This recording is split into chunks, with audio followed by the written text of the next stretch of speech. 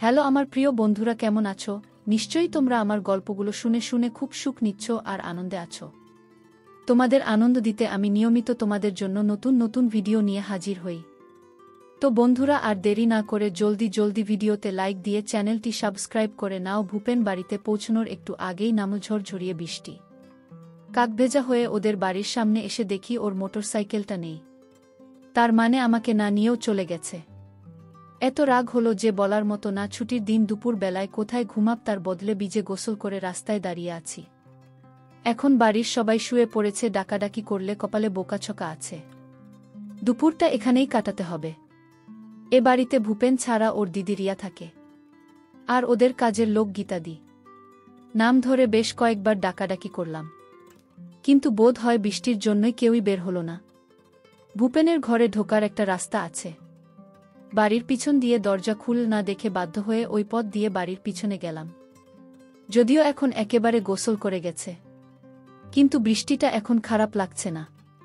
ভূপেনের পিছনের দিকের বারান্দার ছাদ টিনের, তার উপর বড় বড় বৃষ্টির ফোঁটা পড়ে একটা অদ্ভুত সুন্দর শব্দ হচ্ছে। সরু গলি পেরিয়ে ঘরের পাশে এসেও ডাকলাম, কেউ সাড়া দিল না। উঠোনটা পেরিয়ে বারান্দায় উঠে যা দেখলাম তাতে চক্ষু চরকগাছ হয়ে গেল। রিয়াদে ঘরে বসে কাপড় কাচ্ছে। বৃষ্টি আর কলের জলের শব্দে বোধহয় আমার গলা শুনতে পায়নি। রিয়া দিকের সম্পূর্ণ দেখা যাচ্ছিল, একটা সুতোও নেই। বিন্দু বিন্দু জলের ফোঁটা, ভেজা চুল ছড়িয়ে আছে পিঠ-মা কয়েক মুহূর্তের দেখা, কিন্তু তাতেও লাল সুতোর মাদুলি আর পায়ের কালো চুলের রাশি আমার চোখ এড়াল না। হঠাৎই রিয়াদের চোখ পড়ল আমার উপর। শিবলু, কি করছিস এখানে? লাফিয়ে উঠে আড়ালে চলে গেল ইয়াদি। আমি চোখ নামিয়ে নিলাম। আমি এক্ষুনি এসেছি। আমি অনেকবার ডাকলাম, কেউ সাড়া দিল না, তাই গলা কাঁপছে আমার। ওখানে দাঁড়িয়ে আছিস কেন? ভিতরে চলে যা। আমি পুরো ভিজে গেছে দিদি। তাতে কি, জামা প্যান্টটা ওখানে ছেড়ে ভিতরে যা। ঘরে তোলে আছে, নিয়ে নে। ভয় নেই, ভিতরে কেউ নেই। একটা কথা ছিল কি, আমি একবার ভিতরে আসব। সারা গায়ে ধুলো লেগে আছে। কিছুক্ষণ চুপ করে রিয়াদে বলল, আয়। আমি আস্তে আস্তে ঘরে ঢুকলাম, মাথা নিচু করে। চৌবাচ্চা থেকে জল নিয়ে ঝাপটা মারল মুখে। তারপর ঘুরে বেরিয়ে আসার মুখে রিয়াদের গলা শুনলাম। ও কি হলো? ভালো করে ধুয়ে গা হাত পা। জামাই এখানেই ছেড়ে রাখা, আমি ধরে দিচ্ছি। এবার যেন অজান্তেই তাকিয়ে ফেললাম রিয়াদের দিকে। একটা ভেজা সাদা তুলে আগেকার ঢাকা, তাতে থেকেছে বটে, কিন্তু আকর্ষণ বেড়ে গেছে, কয়েক গুণ ভেজ আসার কারণে আরও স্পষ্ট হয়ে উঠেছে। কি হলো? তাড়াতাড়ি করো শিবলু। কতক্ষণ এভাবে দাঁড়িয়ে থাকব? আমি মাথা নিচু করে শার্ট আর গেঞ্জি খুলে মেঝেতে রেখে বেরিয়ে আসতে যাব। এমন সময় আবার রিয়াদে বলে উঠল, এটা ছেড়ে রেখে বেরিয়ে যা। আমি পিছন ফিরে আসছি। রিয়াদ সত্যি পিছন ফিরল কি না তা দেখার সাহস হলো না। কোনো রকমে তা থেকে নামানোর সময় আর এক বিপত্তি ঘটে। বৃষ্টিতে গায়ের সঙ্গে আটকে থাকা সবই নেমে গেল। তাড়াতাড়ি সেটা তোলার আগেই পিছনে খিলখিলিয়ে উঠল ইয়াদি। বেশ বুঝলাম তার সততা, শত তুললে আচমকায় মুখ ফসকে বেরিয়ে গেল, কথাটা বেশ করেছি। যা পালা। রিয়াদের গলার স্বরে একটা মজার আভাস পেলাম, ভয় শিরশিরানিটা একটু কাত। নিজেই নিজেকে প্রশ্ন করলাম, তাহলে কি রিয়াদ ইচ্ছা করে এখানে ঢুকতে দিল আমাকে? এক পায়ে ভর দিয়ে জিজ্ঞাসা করলাম, জেঠু জেঠিমা নেই? না, পুরনো বাড়িতে গেছে। গৌরী ইত্যাদি কোথায়? সকলের খোঁজ করছিস কেন? এমনি অনেকক্ষণ ধরে ডাকছিলাম, কেউ বলল না তো, তাই তো তুই সিনেমা দেখার সুযোগ পেলেই ফ্রিতে। তা বটে, তবে শুধু ট্রেলার। এরকম সিনেমার জন্য আমি ব্ল্যাকে টিকিট কাটতেও রাজি। আমার সাহস বাড়ছে ক্রমশ। পাকামি করিস না, যা ভাগ। ইয়াদি, কি একবার দেখাবে? মানে একবার দেখব তোমাকে। কি খুব ইচ্ছা করছে? বেরো এক্ষুনি প্লিজ দিদি, এরকম সুযোগ আর পাব না, দেখাচ্ছি মজা। এক ধাক্কায় আমাকে বের করে কল ঘরের দরজা বন্ধ করে দিল দিদি। আমি হতাশ হয়ে ঘুরে এলাম। ভূপেনের ঘর থেকে একটা তোয়ালে নিয়ে রাখলাম। ভূপেনের ঘরের বারান্দা থেকে নিচে দেখা যায়। এখানে বসে বেশ কয়েকবার আড়াল থেকে আমরা গৌরী তাদের পানি বের করা দেখেছি। বারান্দায় সরে এসে নিচের দিকে তাকিয়ে রইলাম। মিনিট 10 পরে স্নান সেরে বেরোনোর ইয়াদি, পরনে গামছা ছাড়া আর কিছু নেই। ওইভাবে উঠোন পেরিয়ে পিছনের দিকের দরজা বন্ধ করে উপরে উঠে এলো। আয়নার সামনে নিচু তুলে বসল ইয়াদি। আমি পাউডারের কৌটো থেকে হাতের তালুতে পাউডার ধরলাম। তারপর রিয়াদের পিঠে দিলাম। আমি আস্তে আস্তে হাতটা নামালাম।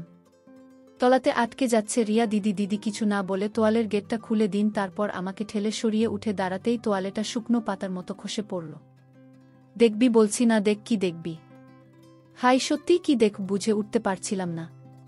এত কাছে একেবারে আদি সব কেমন গুলিয়ে গেল, যেন নিজের গায়ে চিমটি কেটে দেখতে ইচ্ছে করছে। স্বপ্ন দেখছে কি না চোখের সামনে একজন দেখাচ্ছে ভেবে পাচ্ছিলাম না। কি করব? থরথর করে কাঁপছে সারা শরীর। চোখ সব কিছু দেখতে চাইছে, কিন্তু কেন জানি না সাহস করে উঠতে পারছি না। কি হলো দেখবি না? নরম গলায় বলল ইয়াদি। টাকা টাকা বলছি আমার দিকে। আস্তে আস্তে চোখ খুললাম। রিয়াদিকে ভীষণ সুন্দরী লাগছে, সেটা বলাই বাহুল্য। টানা টানা চোখ, জোড়া ভ্রু, সব মিলিয়ে অনেকটা দক্ষিণী সিনেমার নায়িকাদের মতো দেখাচ্ছে। ভেজা চুল ছড়িয়ে আছে পিঠে ঘাড়ে। চুলের মধ্যে ঘাড়ে কাঁধে এখনও জলের ফোঁটা লেগে রয়েছে। রিয়াদের চোখে চোখ পড়তেই চোখ নামালাম নিচের দিকে। এবার আমি সরাসরি সব কিছু দেখতে পাচ্ছি। রিয়াদের গায়ের রঙের তুলনায় বেশ পরিষ্কার, তবে তা দক্ষিণী নায়িকাদের মতো বেশ বড় হয়, যেন অনেকটা মধ্যে আকর্ষণকে উপেক্ষা করে আকর্ষণ করছে আমাকে। রিয়াদের কথা শুনে আমার সম্বিত ফিরল। তাকালাম ওর মুখের দিকে। কি রে, বললি না তো কেমন খুব সুন্দর? একটু ধরো, পারমিশন নিচ্ছিস? যদি দাও। আমার মাথার চুল খামচে ধরে রেখেই বলল, ওরে বাদর, ধর, যা খুশি করো। বুঝিস নাকি কিছু? আমি খুশিতে থাকতে না পেরে দুই হাতে দুইটা ধরলাম।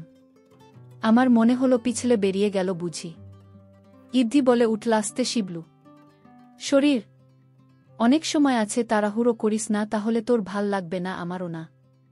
আমাকে বিছানার কাছে নিয়ে এলো রিয়াদি। তারপর একটা ততক্ষণে আমার কলাগাছ। এবার বিছানায় শুয়ে পড়েও বলল, নে যা দেখবি দেখ। আমি এবার নিচে মনোনিবেশ করলাম। নিচ থেকে নেমে এসেছে হালকা চুলের রেখা। সেটাই নিচে নেমে বেশ ঘন জঙ্গল তৈরি করেছে। আমি হাত দিয়ে তার মধ্যে বিলি কাটতে লাগলাম। রিয়াদে নড়ে ওঠে, শক্ত হয়ে গেল। মেঘের জন্য ঘরে আলো কম, তাছাড়া জানালার পর্দাগুলো টাঙানো, তাই বিশেষ কিছু দেখতে পেলাম না। আন্দাজে আরও গভীরে নিয়ে গেলাম। এতদিনের সিনেমার ম্যাগাজিন দেখার অভিজ্ঞতার সঙ্গে মিলিয়ে আন্দাজ করার চেষ্টা করছিলাম। নামলাম নরম একটা খাজের মধ্যে। রিয়া দিয়ে চোখ বুজে ফেলেছে, শ্বাস পড়ছে ঘন ঘন। বেশ বুঝেছি ও খুব এনজয় করছে।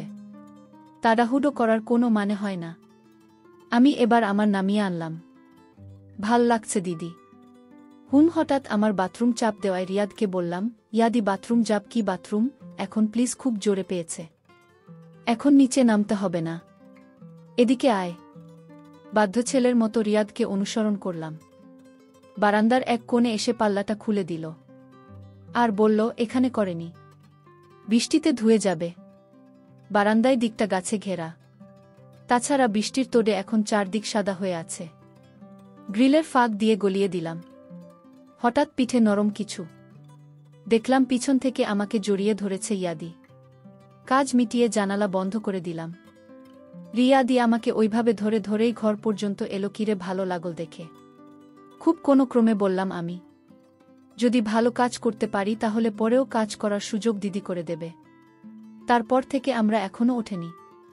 আমি প্রশ্ন করলাম, ভূপেন কখন ফিরবে? 5:30টার আগে নয়। তোদের ম্যাচটা আজ হচ্ছে না? ভূপেন বাকিদের সাথে সিনেমায় গেছে, গৌরী ইত্যাদি ওখানে গেছে। তুমি জানতে আমি এসব? না তো। তাহলে কি? তাহলে এত সুযোগ করে দিলে আমাকে। তুই তো বারান্দাতেই আমাকে দেখে নিয়েছিস, আর আড়াল করে কি লাভ? বাথরুমে তুলে দেখে খুব লোভ হলো। চান করতে করতে ভাবছিলাম কি করব, শেষ পর্যন্ত করে ফেললাম।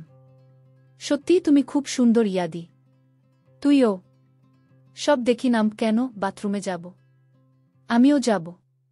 তাহলে যা, আগে ঘুরে আয়। আমি যাব না, তুমি করবে সেটা দেখতে যাব।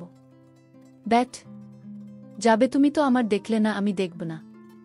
অনেক অনুরোধ শেষ পর্যন্ত রাজি করলাম রিয়াদিকে। এর আলো জ্বালিয়েও আমার মুখোমুখি বসল। তারপর চোখ বন্ধ করে শুরু করল। ঝর্ণার মতো জলের ধারা বেরিয়ে এলো, প্রথমে অল্প, তারপর গল্প নিয়ে। ইয়াদি, কি চান করবে? একসাথে করব, তবে আজ না, অন্য দিন। তুই উপরে যা, আমি আসছি। যাক, তাহলে ভবিষ্যতেও সুযোগ আছে। এটুকু নিয়ে আবার উপরে উঠে এলাম আমি। দ্বিতীয় সুযোগটাও আচমকাই এলো। 2 দিন আগে রিয়াদে হঠাৎ আমার বাড়ি এসে হাজির। সোজাসুজি একেবারে মার কাছে। আমি প্রথমে একটু ভয় পেয়েছিলাম, তারপর আড়ি পেতে দুজনের কথা শুনলাম। সে কি রে, কবে হলো? কাল রাতে ফোন এসেছিল। সকালেই মা, বাবা আর ভাই চলে গেছে একেবারে হঠাৎ তো। তা বটে, বাড়ি তো আর ফাঁকা রাখা যাবে না। তাছাড়া আমার টিউশনগুলোও আছে, তাই আমাকে থাকতে হলো। তুমি একটু শিবলুকে বলো ওর খুব অসুবিধা না হলে যেন এই 3 দিন যদি রাতটুকু আমাদের বাড়িতে গিয়ে থাকে। অসুবিধা আবার কিসের? দিনরাত আড্ডা মেরে বেড়াচ্ছে। ওকে কি আমি একবার জিজ্ঞাসা করব? না না, তোকে কিছু জিজ্ঞাসা করতে হবে না। ও যাবে তাহলে বলো রাতের খাওয়াটা আমার সাথে খেয়ে নেবে। আমাদের তো কাজের লোক রান্না করে দিয়ে যায়, অসুবিধা হবে না। ঠিক আছে, আসি তাহলে। সে কি, কিছু খাবি না? না গো, একটা ব্যাচ বসিয়ে এসেছি। রিকশা দাঁড়িয়ে আছে, যা তাহলে সাবধানে যাস। রিয়াদে বেরোনোর আগে আমি এক দৌড়ে নিচে নেমে এলাম, দিয়ে যাবার সময় আমার দিকে মুচকি হেসে বেরিয়ে গেল। আমিও হাসলাম। মায়ের হুকুম অনুযায়ী রাত 8টা নাগাদ সাইকেল নিয়ে ভূপেনের বাড়ির দিকে রওনা দিলাম। অবশ্য যাবার আগে একটু কপট আপত্তি করেছি। আমাকে কেন, ধুর, অন্যের বাড়িতে থাকতে ভালো লাগে না, না এইসব আর কি। কিন্তু মা বলল একটা মেয়ে বাড়িতে একা থাকবে। তোর কি কোনো কাণ্ডজ্ঞান নেই? আপত্তি না বাড়িয়ে আমি বেরিয়ে এলাম। পৌঁছাতে 5 মিনিটের বেশি লাগল না। রিয়া দোতলার বারান্দায় দাঁড়িয়েছিল। আমায় দেখে নিচে নেমে এসে দরজা খুল। আমি সাইকেলটা সিটের নিচে রেখে ওকে পিছন থেকে। রিয়াদে বোধ হয় সবে স্নান করেছে, চুল এখনো ভিজে। আমি ভেবেছিলাম বাসায় কেউ নেই, তাই আমি। রিয়াদে কিছুক্ষণ পরে বলল, আর না, রান্নাঘরে গৌরী ইত্যাদি আছে। দুজনে ওপরে উঠে এলাম।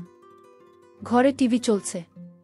চ্যানেল পাল্টে পাল্টে কিছুক্ষণ টিভি দেখার পরেই গৌরী তা দিয়ে সে জানাল তার কাজ শেষ। রিয়াদের নিচে গিয়ে দরজা দিয়ে সে কাউকে ফোন করল, সম্ভবত ভূপেনকে। কারণ হ্যাঁ, সব ঠিক আছে, চিন্তা করিস না, শিবলু থাকবে, বাবা মার খেয়াল রাখি, সেই কথাগুলো কানে এলো। ফোন রেখে ঘরে এসে রিয়াদে জিজ্ঞাসা করল, কি রে, কিছু খাবি এখন? হ্যাঁ, তোমাকে। খুব পেকেছিস, দাঁড়া, তোর হচ্ছে। বারান্দার জানালাগুলো বন্ধ করে রিয়াদে পাশের ঘরে চলে গেল। আমার আর তর সইছে না। বুকের মধ্যে কেমন একটা করছে, গলা শুকিয়ে আসছে। ঠিক ভেবে উঠতে পারছি না যে রিয়াদের মতো আপাতগম্ভীর একজন মেয়ে আমাকে ডেকে এনেছে। কয়েক মিনিট পরে ঘর থেকে রিয়াদে ডাক দিল, আয়, ঘরে আয়। পাশের ঘরে গিয়ে বেশ অবাক হলাম। এর ঝুল হাঁটু অবধি। সারা ঘরে একটা হালকা ধূপের গন্ধ। রিয়াদে টিউব নিভিয়ে দিন। এরপরে থাকবি নাকি? না, শর্টস আছে ভিতরে। এই ঘরে একটা টিভি আছে, সেটাতে নির্বাক যুগের ছবির মতো শাহরুখ খানের কোনো সিনেমা চলছে। খেয়াল করলাম সবটা জানালা বন্ধ। পর্দা টানা জামা চেয়ারের উপর রেখে বিছানায় গিয়ে বসলাম। রিয়ালিটি বন্ধ করল। এখন শুধু ঘরে জ্বলে থাকা টিউবের আলোয় ঘর আবছাভাবে আসছে। রিয়াদে ফিসফিসিয়ে বলল, কি হলো? তখন তো সিটের তলাতেই শুরু করেছি। এখন চুপ কেন? ভাবছি কি 2টা কথা। শুনি 1 নম্বর, যা হচ্ছে সেটা সত্যি না স্বপ্ন? আর এই পোড়া থাকার কি খুব দরকার আছে?